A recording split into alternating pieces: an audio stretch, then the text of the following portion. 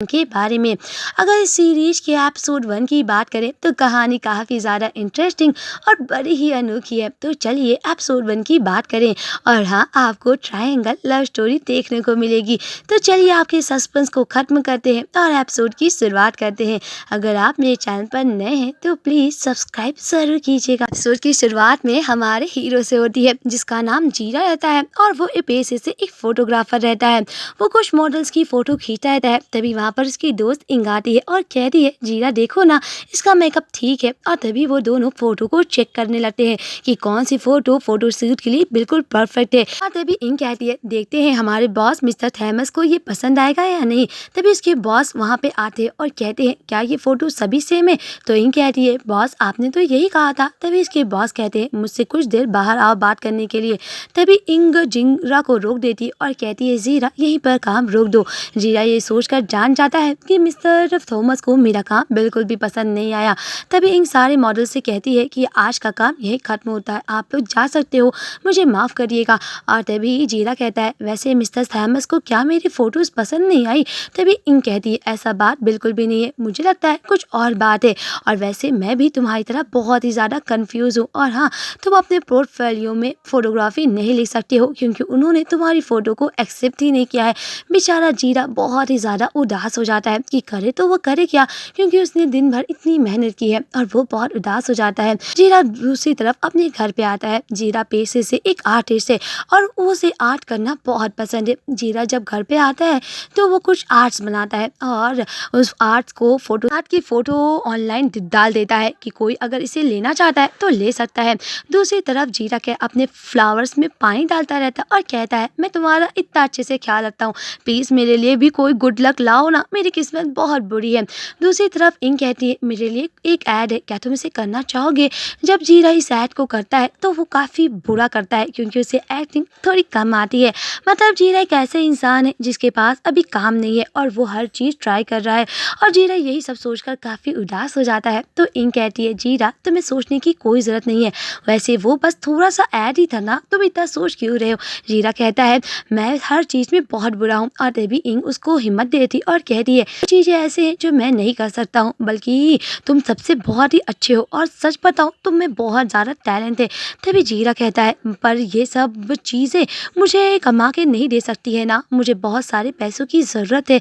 और तभी इंग कहती है, तुम्हें कैसी चीज़ों की ज़रूरत है मुझे बताओ, मैं तुम्हें दूंगी। और तभी जीरा कहता है, क्या तुम मुझे इतना दे सकती हो। और तभी इंग कहती है, ओ मतलब तुम नाटक कर रहे थे ना ये सब करने के लिए। मुझे लगता है कि अगर तुम्हें मैं पैसे दूंगी तुम्हें एक काम करना होगा, सबसे पहले अपने इस टूटे दिल को हील करना होगा, इसलिए मैं तुम्हें एक बार में भेज रही हूँ। तभी जीरा कहता है, कौन सा बार। और तभी इंग उसे बर्न आउट क्लब के बारे में बताती है जहाँ पर जीरा जाता है। वहाँ पे वो जब बारटेंडर से मिलता है जिसका नाम बेन रहता है। और जब जीरा वहाँ का मेन्यू देखता है तो वहाँ के ड्रिंक के नाम बहुत ही ज़्यादा अजीब रहते हैं। ये देखकर बेन कहता है, मुझे लगता है कि हम लोगों ने ये नाम इसलिए रखे हैं कि कस्टमर को जैसा महसूस हो उस ड्रिंक को वो ऐसा मंगा सकता है। और तभी जीरा एक ड्रिंक मंगाता है जिसका नाम एम्प्टी पॉकेट रहता है।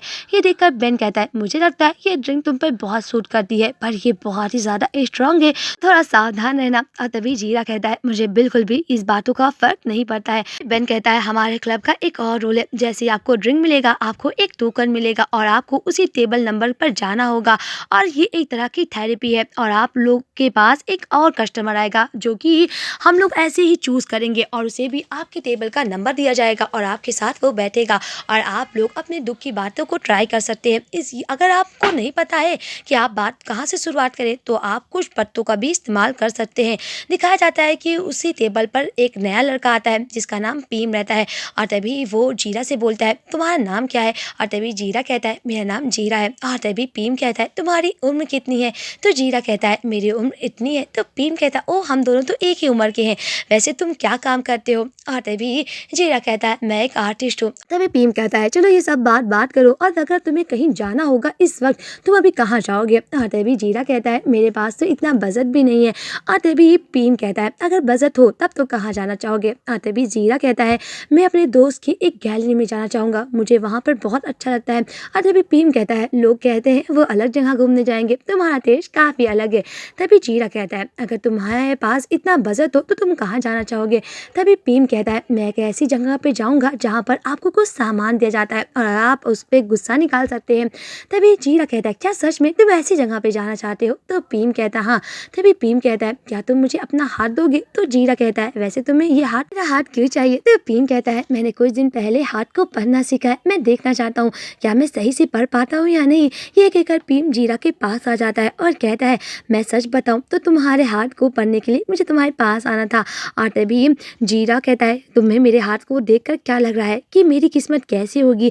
और तभी, वैसे तुम क्या काम करते हो? भीम भीम कहता है, मैं एक IT कंपनी में काम करता हूँ। ये सुनकर जीरा कहता है, तुम्हारी काफ़ी अच्छी नौकरी है, फिर तुम इतनी ज़्यादा उदास क्यों हो? तुम्हें ऐसी जगह पे आना पड़ा। तो भीम कहता है, पता है वो जगह मेरे लिए काफ़ी बुरी है, वो वहाँ के कलीग मुझे हर दिन चिढ़ाते रहते और मुझे हर दिन परेशान करते रहते। तो तभी भीम कहता है, चलो मैं तुम्हें बताता हूँ तुम्हारे हाथ में क्या लिखा है और इस हाथ का मतलब क्या है। दूसरी तरफ दिखाया जाता है किस तरह भीम जीरा को उसके घर पर छोड़ने के लिए आता है। और तभी भीम कहता है, ओह मतलब तो तुम इस फ्लैट में रहते हो, क्या तुम बताओगे कि तुम्हारा रूम नंबर क्या है? तो जीरा कहता है, ये कुछ ज़्यादा नहीं हो गया? तो भीम कहता है, क्या मैं तुम्हारा रूम नंबर जानने के लिए अलाउ नहीं हूँ? तो जीरा कहता है, वैसे मेरा रूम नंबर ये है और तुम मेरा रूम नंबर जान सकते हो। और तभी भीम कहता है, ओके मैं अगली बार तुम्हारे रूम में ज़रूर आऊँगा, पर हम मिलते हैं बाद में। ये कहकर वहाँ से भीम चला जाता है। दूसरी तरफ जीरा फिर से अपना ड्राइंग बनाता है और आज जीरा एक जॉब इंटरव्यू में आता है, जहाँ पर जीरा से कुछ सवाल किया जाता है और कहते हैं कि तुम्हारा टेस्ट तो काफ़ी अच्छा है, पर हम लोगों को कुछ बहुत ही ज़्यादा तेज़ आर्टिस्ट चाहिए जो AI से काम कर सके। ये सुनकर जीरा कहता है, अगर आपकी कंपनी में मेरे दर पे AI काम करेगा तो मैं क्या करूँगा? और तभी वो उसकी मैनेजर बोलती है, मुझे लगता है कि आपको बस AI के काम देखना है, बस यही वजह से, और मुझे लगा था कि आप हर चीज़ में एडजस्ट कर सकते हो। जीरा ये सुनकर काफ़ी उदास हो जाता है। दूसरी तरफ जीरा की दोस्त कहती है, क्या तुम्हारा जॉब में सिलेक्शन हो गया? तो जीरा कहता है, अभी अभी मैं जॉब से रिजेक्ट होकर आ रहा हूँ और तुम कह रहे हो मेरा सिलेक्शन हो गया है। तो इन कहती है, मैंने तुम्हें एक ऐसे जॉब के लिए चुना है जिसमें तुम्हें काफ़ी अच्छा पेमेंट मिलेगा, तो मुझे लगता है तुम्हें उस जॉब में जाना चाहिए। और पता है, बस तुम्हें एक क्लाइंट के साथ डिनर करना होगा और तुम्हें वहाँ पर उसकी बात माननी होगी। और पता है, मैंने तुम्हारे लिए कपड़े भी तुम्हारे घर पे भेज दिए हैं और तुम्हें बस उस पंक स्टाइल की तरह कपड़े पहनकर बस जाना है एक होटल में और क्लाइंट के साथ बस डिनर करना है और कुछ भी नहीं करना है और उसकी थोड़ी बात मान लेना। जीरा इनकी बात मान कर आता है और जब उस होटल में आता है तो वहाँ पर एक क्लाइंट उसके लिए फूड ऑर्डर करता है और कहता है, ओ तुम जीरा हो? तो जीरा कहता है, हाँ।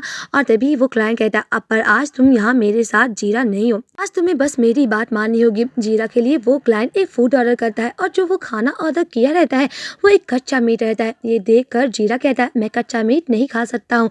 पर वो क्लाइंट कहता है, पर तुम्हें तो खाना होगा, पहले वाले तो इतना ज़्यादा चूजी नहीं था। जीरा को गुस्सा आ जाता है और कहता है, अगर तुम्हें पहला वाला ही इतना पसंद था तो तुमने उसे क्यों नहीं लिया, मुझे क्यों बुलाए हो? और तभी वो आदमी कहता है, मैंने तुम्हारे लिए तुम्हें बुक किया है, तुम मेरे साथ ऐसा कैसे कर सकते हो? पर जीरा को इतना गुस्सा आता है कि वो आदमी पर चिल्ला देता है और वो आदमी वहाँ से चला जाता है। तभी ये बात हमारा तीसरा हीरो यानी कि को देखता रहता है। को जीरा को देखकर उसके लिए फूड भेजता है और तभी जीरा कहता है, तुम हो कौन? और उसे भी वही चिल्लाकर बोलता है।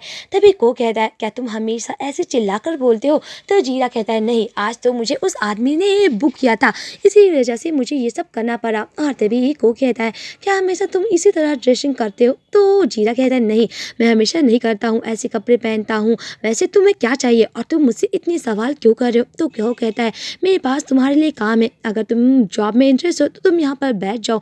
और तभी जीरा कहता है, क्या मेरा तुम जॉब इंटरव्यू लोगे? तो को कहता है, नहीं, बस तुम्हें एक काम करना है, मेरी आंखों में कुछ देर तुम्हें घूरना है। ये सुनकर जीरा कहता है, क्या? और तभी को कहता है, बस तुम्हें यही करना होगा और कुछ नहीं। और वैसे तुम क्या काम करते हो? तो जीरा कहता है, मैं हर काम कर लेता हूँ, मैं एक आर्टिस्ट, मैं ड्राइंग बना लेता हूँ, मैं म्यूजिशियन हूँ, एक्टिंग भी और एक फोटोग्राफर हूँ। ये सुनकर को कहता है, क्या तुम काफ़ी फेमस हो? तो जीरा कहता है, नहीं।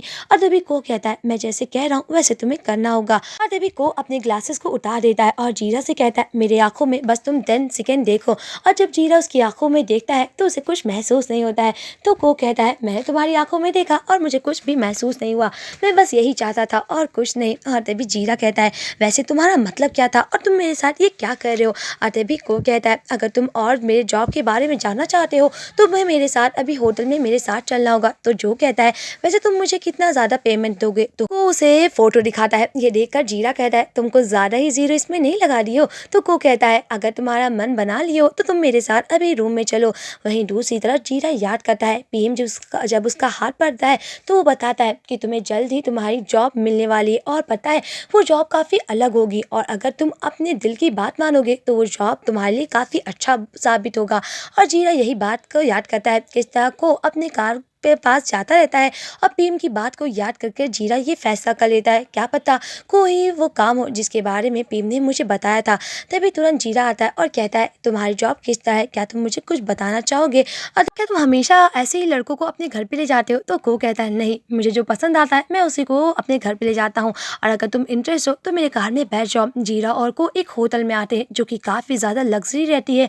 ये देखकर जीरा कहता है ओह यहाँ का तो बहुत ही ज़्यादा बिल आता होगा। तभी को कहता है ये होटल नहीं बल्कि मैं यहाँ पे रहता हूँ। ये देखकर जीरा कहता है ओह तुम यहाँ रहते हो? तभी को कहता है चलो अंदर चलो। और जैसे ही जीरा को का रूम देखता है तो वो पूरी तरह से फैला रहता है। तो को कहता है क्या तुम्हारे घर में साफ करने के लिए कोई नौकरानी नहीं? कहता है मैं नहीं चाहता कि मेरे पर्सनल स्पेस में कोई और तीसरा आए। और तभी जीरा कहता है क्या तुम मुझे भी तो लाए हो इस जगह पे, क्या मैंने तुम्हारे पर्सनल स्पेस को ख़राब नहीं किया? तो जी को कहता है नहीं और ये कहकर वो जीरा के सामने अपने कपड़ों को उतारने लगता है। जीरा काफ़ी शॉक्ड हो जाता है। वहीं दूसरी तरफ जीरा अपने घर पे आता है और याद करता है कि इस तरह को मुझसे कुछ नहीं कहता है और वो नहाने के लिए अपने बाथरूम में चला जाता है। जीरा सोचता है कि वो मेरे साथ कुछ करना चाहता है इसलिए वो भी को के कमरे में आ जाता है। और तभी जी को कहता है तुम्हें कुछ मेरे साथ करना नहीं है, कपड़े पहन लो और मेरे पास बैठो। और तभी को कहता है मुझे इसुमिनिया बीमारी है और मैं सो नहीं सकता हूँ। जीरा को पता चल जाता है कि को ने कई दिनों से सोया नहीं है और वो कई परेशान है।